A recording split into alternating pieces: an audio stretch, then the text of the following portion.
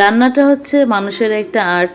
আপনি যেভাবেই রান্না করেন না কেন, একটু ভালোবাসা দিয়ে যদি রান্নাটা মনের মতো করে রান্না করেন, তাহলে দেখবেন যে কোনো খাবারই খাওয়ার উপযোগী করে তুলতে পারেন আপনার ইচ্ছাতে। আসসালামু আলাইকুম বন্ধুরা, কেমন আছেন সবাই? আশা করি যে যেখান থেকে ভিডিওটা দেখছেন সবাই ভালো আছেন। আজকে আমি মজাদার একটা রেসিপি শেয়ার করবো, আর রেসিপিটা আমার শাশুড়ি মায়ের কাছ থেকে শেখা। যখন আমি নতুন নতুন বাড়িতে এসেছিলাম, তখন আমার শাশুড়ি মা একদিন আমাকে কাঁচামরিচ কতগুলো পেঁয়াজ কেটে এনে দিয়ে বললো, এগুলোকে ভেজে নাও। আমি তো প্রথমে অবাকই হয়ে গিয়েছিলাম যে কাঁচামরিচ পেঁয়াজ ভেজে কি করবে। তারপর আমার শাশুড়ি মা দেখিয়ে দিল কিভাবে রান্না করতে হয়।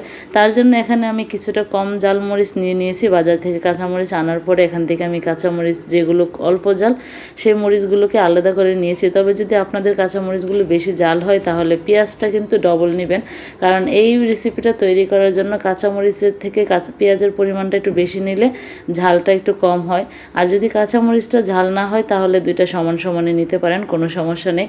আমি কিন্তু পেঁয়াজ কাঁচামরিচ দুইটাই সমান সমান নিয়েছি, যেহেতু এখানে কাঁচামরিচগুলো খুবই কম জাল ছিল, জাল নেই বললেই চলে। রেসিপিটা খুবই সাধারণ, কিন্তু খেতে অসাধারণ। আশা করি রেসিপিটা আপনাদের কাছে ভালো লাগবে। যদি ভালো লাগে, যারা ফেসবুক পেজ থেকে দেখছেন, আমার পেজটিকে লাইক এবং ফলো দিয়ে দিবেন। আর যারা ইউটিউব চ্যানেল আবিদেন মম থেকে দেখছেন, আমার চ্যানেলটিকে সাবস্ক্রাইব করে চ্যানেলের পাশেই থাকবেন। আর এই রান্নাটা খুবই সোজা এবং খুবই সহজ, ঝটপটে তৈরি করা যায়। আর এই রান্নাটা করার সময় অবশ্যই চুলার আঁচটা কিন্তু মিডিয়ামে রাখতে হবে, না হলে কিন্তু পেঁয়াজগুলো পুড়ে যাবে। আর যখন আপনি হালকা মিডিয়াম আঁচে রান্না করবেন, তখন দেখবেন পেঁয়াজ কাঁচামরিচগুলো সমান সমানভাবে ভাজা হবে, একদম মচমচে হয়ে যাবে।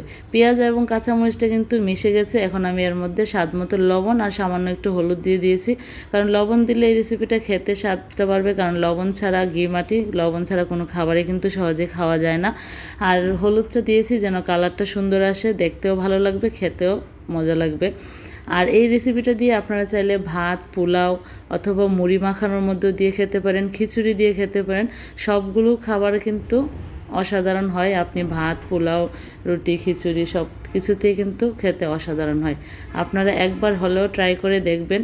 আর আগেরকার দিনের মানুষের রান্নার ধরনই ছিল অন্যরকম, খাবারের স্বাদটাও কিন্তু অন্যরকম। আর এত মজা এবং সুস্বাদু, না খেলে আপনারা বুঝতেই পারবেন না। আর যারা খেয়েছেন তারা তো অবশ্যই জানেন। এদিকে কিন্তু আমার মরিচ ভাজা হয়ে গেছে, কাঁচামরিচের রেসিপিটা হয়ে গেছে। আর এবার আমি ভাত খেয়ে নেব। তার জন্য আমি সাথে মিষ্টি কুমড়া রান্না করেছিলাম, মিষ্টি কুমড়া ভাজিও নিয়ে নিলাম, আর মরিচ ভাজাও নিয়ে নিয়েছি। খুবই মজাদার এবং সুস্বাদু, বলার বাইরে।